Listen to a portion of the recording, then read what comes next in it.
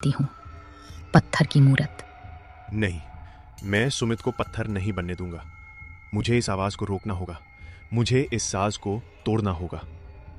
विक्रम ने इधर उधर देखा। हॉल की छत बहुत ऊंची थी और ठीक उस तैरते हुए सितार के ऊपर एक विशाल लोहे का झूमर लटक रहा था। उसकी रस्सी पुरानी थी और दीवार के कोने में एक खूंटी से बंधी थी। वक्त बहुत कम था। सुमित, मैं तुझे कुछ नहीं होने दूंगा। विक्रम ने इधर उधर देखा। हॉल की छत बहुत ऊंची थी और ठीक उस तैरते हुए सितार के ऊपर एक विशाल लोहे का झूमर लटक रहा था। उसकी रस्सी पुरानी थी और दीवार के कोने में एक खूंटी से बंधी थी।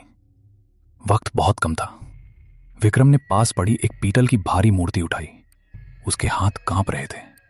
निशाना चूकने का मतलब था सुमित की मौत।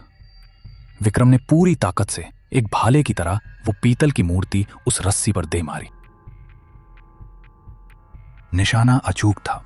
बरसों पुरानी वो रस्सी टूट गई। हजारों किलो वजनी वो लोहे का झूमर गुरुत्वाकर्षण की रफ्तार से नीचे आया। जैसे ही सितार टूटा, वो सुरीली धुन एक भयानक चीख में बदल गई। हॉल में तूफान आ गया।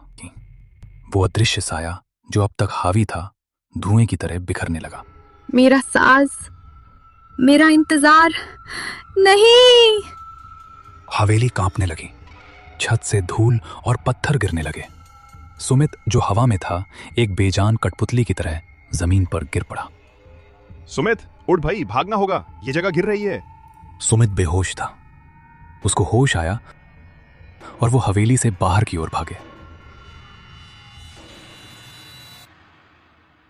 जैसे ही वो बाहर आए, धूल का एक विशाल गुबार उठा और फिर सब कुछ शांत हो गया। विक्रम और सुमित वहां से भागते हुए जंगल से घर की तरफ भागे।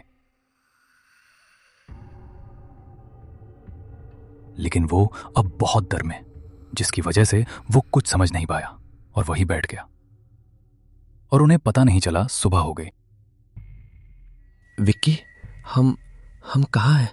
मेरे सिर में दर्द हो रहा है और वो गाना बंद क्यों हो गया?